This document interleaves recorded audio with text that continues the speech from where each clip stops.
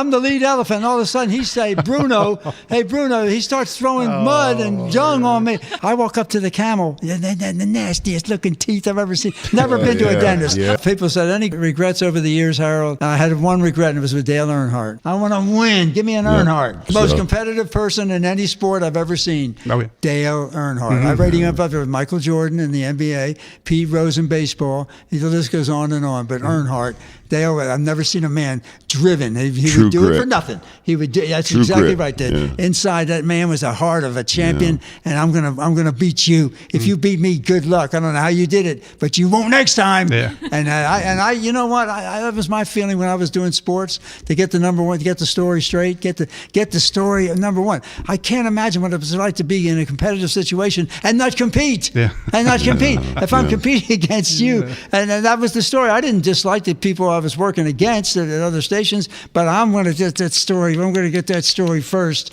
and by golly, we'll get it too, because we had good friends, good sources, and never revealed a source, never burned a source, boys. That's the key to it, to getting good information. Never burn it. But people will tell you stuff, Harold. You know the game. I sure do. I never mention your name, and I don't talk in my sleep either. I put a zipper on my mouth at night. That's a fact. And that's all in one breath, ladies and gentlemen. The story I tell, people said, any regrets over the years, Harold? I had one regret, and it was with Dale Earnhardt. Dale went to New York for the dinner, big dinner, Nascar's dinner, and somebody called me and said, Harold, ask Dale to hold up his right hand when you're interviewing him tonight. And I said, why is that? He said he had a deer on the farm, a deer that was his pet deer. The deer would come to the house every evening. Dale would hand feed the deer. One of the guys that worked for Dale shot and killed the deer. Oh. Dale punched the guy so hard in the face, he broke his hand, had his hand in a cast. And I did something that I've regretted and I've thought about every time I think of Dale. I said, hey, Dale, hold up your right hand. Tell me what happened. Howard. And he held up his right hand. I said, what happened? I didn't say what happened. I asked him to tell me. He said, oh, it was a farm accident. So, but I regret it because I set him up. But he handled it well. He was smart enough to say, I punched the guy. But that deer was his favorite animal, and that guy shot that deer and killed the deer. Yeah. And Dale would have done the same to him if he had. Ask Harold about the elephant in the parade. Oh, gosh, the elephant in the parade. Very quickly, folks. When the circus came to town, that's what one of the elephants did right there. On me. Well, anyway, we would meet the elephants at the train station, and we would ride the elephants, part of the promotion at WBT. Well, this was a hot summer day. It had been dry. It had been very dry, drought. I'm on one of the backs of one of the elephants. I'm riding the elephant. I'm on the elephant, okay? And the elephants now, and the street cleaners had just come by, and they sprayed water on the streets to get the dung off the streets. And so the elephants saw the water, and they were throwing it on their backs to cool off. Oh. Well, yeah. So I'm the lead elephant, and all of a sudden he say, Bruno, hey, Bruno, he starts throwing mud and dung on me, and the trainer's in front of me. I said, hey, get me off this damn thing. Yeah, and I grabbed that, and he goes, have fun. I said, I'm my butt, get me down. And I'm spitting out the dung, and then I grabbed the elephant by the ear. You know how thick? Their ears are 2 inches thick. Oh, my goodness. You can't bend them, you can't hurt them. I had that damn elephant's ear. I was pulling his ear. I'm pulling your ear, dude. I'm yelling in his ear. I'm pulling your ear. Bow down. I'm trying to pull that ear, and he's like, more I'm yelling, he's getting excited. I don't know what I did, what I said to got him a male elephant. He got excited, and he's throwing more dung on me. I was dunged out when we got to the Coliseum. I was filled. The only good thing about it, they ate straw. That's all I smelled like. That's the end of the story. I've never been on an elephant ever since. That's the way it was. One and only time. Oh my gosh. Got me crying over here. And now you know the rest of the story. And then people have been doing that to me, what that elephant's done for the past 15 years, and I don't like it. Your Elvis story. Oh, Elvis, very quickly, folks, Elvis didn't do radio, but we were at WBT Radio when the World Football League came to town, right? Upton Bells the family, Upton Bell, remember the former commissioner, his son, Upton, brought back in the 75, I guess 76, brought the World Football League to Charlotte. So we went to Memphis to play a game. They had Larry Zonka, Jim Kick on their team. And just before the game started, the security guard came in my booth and looking around. I said, "What's up, dude?" "Well, Elvis is in town. Whenever he's in town, he usually comes to the game, and we're just checking, making sure everything's all right." So all of a sudden, just before we go on the air, "Hey, good to see everybody. How you doing?" Elvis sticks his head in. "Hey, bud, hey, Harold Johnson from Charlotte." "Hey, Charlotte, one of my favorite cities, Harold." I said, "Well, thank you, Elvis." Anyway, during the game, I looked back. I don't know what made me look back, because you never look back when you're broadcasting. You look forward, okay? Kind of like life. I turned around, looked around. Elvis was right outside the booth getting a drink of water. Had on blue jeans and a blue suede shirt and had Ginger. I think his girlfriend name was Ginger. He had many of them for sure. But anyway, I looked around. I said, "Folks, we got Elvis Presley up here in the booth." And he started laughing. He said, "You ain't going to get me on the radio, no way." And I reached back and gently grabbed him by the hand. I said, "Folks, Elvis is really here. Bring him up here to the microphone. You ain't going to get me on the radio. Elvis, look, I love this city here. You're up here. What brings you out?" "Well, when the Memphis Southmen are in town, I like to come up and play." That's when he was giving a car away to a lady. He was giving new cars to the guys every year. A lady, a black woman, was standing there watching his car. Poor black lady. She had a vinyl pocketbook. She was poor, just poor. Elvis said, "You like that car?" She said, "Oh, Lordy, I love that car." He said, "Would you like to have it?" She said, "Oh, Lordy, I couldn't afford that." Elvis said, "You got it, ma'am." She didn't even know who he was. He said, "That's your car." I'd like to know what happened to the car. But anyway, Elvis just went back. He ain't going to get me back on. He came back in and did another interview with it, and talked about Love and Charlotte. And I told him, I said, "Elvis, I like your car. Would you get me a car?" And he laughed. He said, "No, that wasn't me. That was some other guy." People were calling the radio station saying they didn't believe that was the real Elvis. They didn't appreciate me imitating Elvis. True story. True story. I interviewed Elvis Presley. Yes. It made his international fan club around the world. Yeah. They called for permission to run it. Unedited interviews of Elvis Presley. True story, folks. Bank on it. Yeah, how many people can say that? Not too many. Only one at a time, David. Yeah, that's it. Skippy says if you like the elephant story, the camel story is even funnier. Oh, the camel story. Let me quickly tell the camel story. When I was in the Marine Corps, 1960 to 64, we were over in the Gobi Desert. All of a sudden, out of nowhere, you see mountains of what? Sand. All of a sudden, here comes a dude over with a camel. Okay, riding the camel. He wanted the box. We had our sea rations. He wanted the wood. He wanted the wood for fire at night because it gets cold on the desert. He comes riding up. We're all looking at him saying, "Yo, help yourself." I walk up to the camel. The nastiest looking teeth I've ever seen. Never been to a dentist. Never been to a dentist. That nasty, never flossed. Anyway, the dude's sitting up there. He's missing half his teeth. And I start making fun of the camel, pointing up at him and making faces at him, walking up to him. And the guy riding the camel said, No. Like, "Don't tease him. Don't do that." I said, "Be quiet, dude." And then my brother's saying, "Go, Harold, get up close." I got up close, almost face to face with him. He leaned down, and you know how they raise that lip?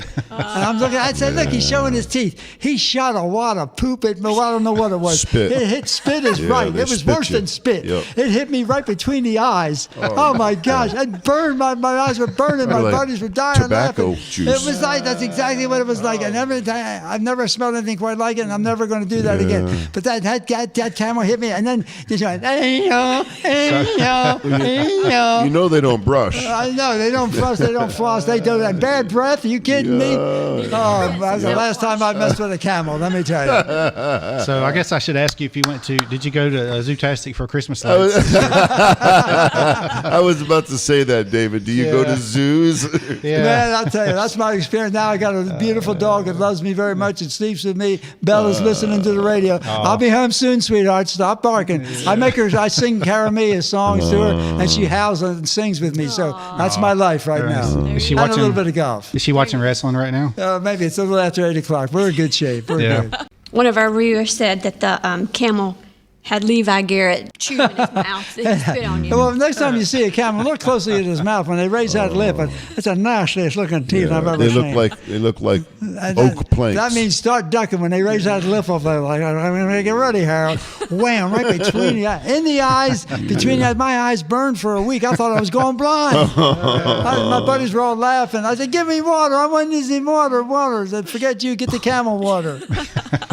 Oh wow! That's when I decided I need to get out of the Marine Corps and get a real job. Okay. That's when you need stuff like that on video. Yeah, that only that happens once. would have gotten a few likes, I'm It sure. went viral for sure. Yeah, that's true. That's true. Another All right. question is Yeah. your favorite wrestler. Oh, my man, Rick Flair. The Rick's first. Oh, Rick Of course, first. right, yeah. In anybody's book, it's got to be Rick. I introduced him, took him to the ring at the old Charlotte Coliseum. I was dressed up. I had a new pair of pants on. So we got in the ring, and he starts fighting. Who was it that was fighting? It was Ricky Steamboat. No, it wasn't too clean. It was Steve. He wore the mask. A big guy. Andre the Giant. No, Andre. It was. I forget that. I shouldn't forget his name. But anyway, there was a spattering of blood that was running around. I got it on my pants. Oh, no. And I said, I know. There was over. I said, look at my new pants. Why didn't you tell me we were going to get blood? He said, I'm sorry, Harold. I'll buy you a new pair. I said, yeah, you will. And he did. $30 pair of pants. I'm sorry. You messed me up. You're going to pay for it. Ask that camel. Fuck that freaking camel.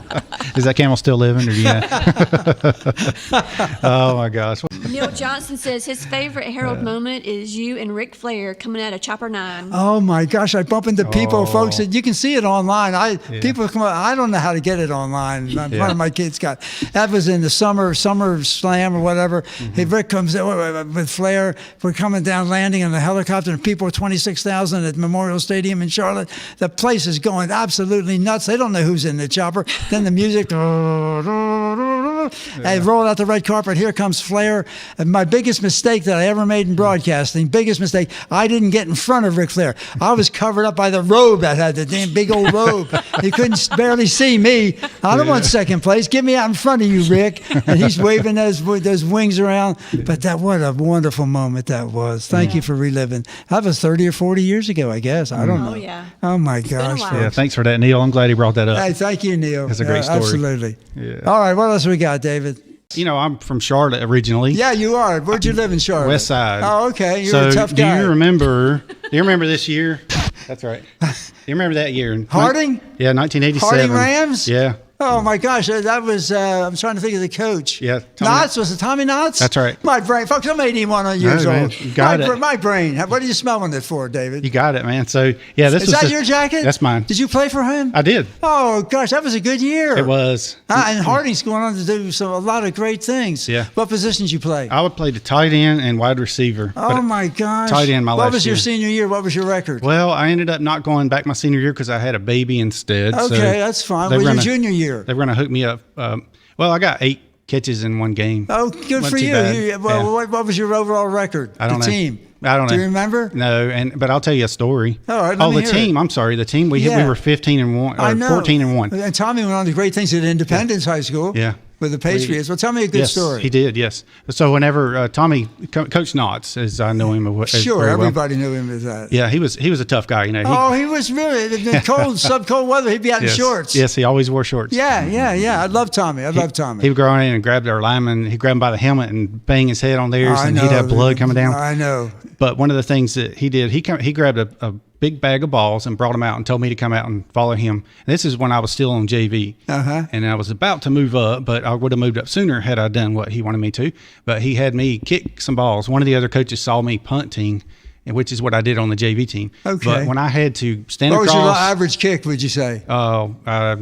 I don't know. 50, no, I was 50, thinking- probably 45, 40, Yeah, that's 40 probably maybe. about right. I get you to kick from my Eagles. We're hurting for a good punter are right you? now. Yeah, Yeah. I love my Eagles, Yeah. folks. All right, go ahead. So whenever he had me go out there and line up in front of him and kick him some balls, I just didn't do very well at all. Oh. It was intimidation, Coach Oh, Knotts. really? Yeah. And so I would learned think you'd want to impress the coach. Well, Oh, here we go. I'm going to I fall did. on my butt after this kick. So I learned a valuable lesson in life. So then whenever it come time for me to be a jack man, I was like, all right, I'll learn from that. Yes, You have yes. to block everything else out. Just don't even think. Just do what you know to do and don't think about So it. when you're kicking after 10, 15 yards, just stumping them around, what do you finally say? Hey, go pick up the balls and pack it in. Oh yeah, pretty much. That's about all there was to it. You know, he went on, but he ended up moving me up as a tight end about probably right before playoffs. So I Oh, ended up that's going good for to you. the, yeah. That's a great memory, David. Oh, yeah. Great memory. And remember Coach Rigo? Yes. Coach Rigo was our baseball coach, but he never let me live that down. He was like, the coach.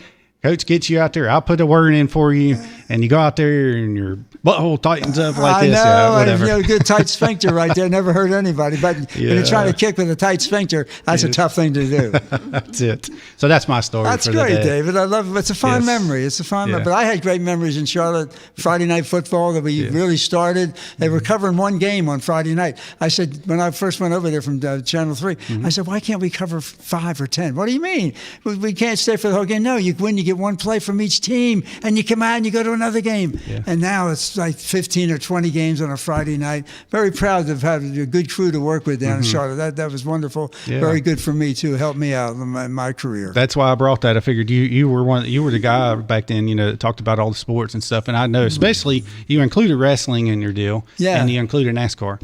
Oh, well, we did. We could. Yeah. In fact, I got to get home tonight by 8 o'clock to watch wrestling on Monday night. I love that show on Monday Night Wrestling. Yeah. Not quite as good as it used to be, but I mean, it's still, hey, I appreciate the athleticism. Yeah. Okay? I know what it is, folks. I know it's showbiz, but I mean, don't throw me off that top rope and tell me it doesn't hurt. Oh, my man Rick Flair will tell you that. He'll tell you that for sure.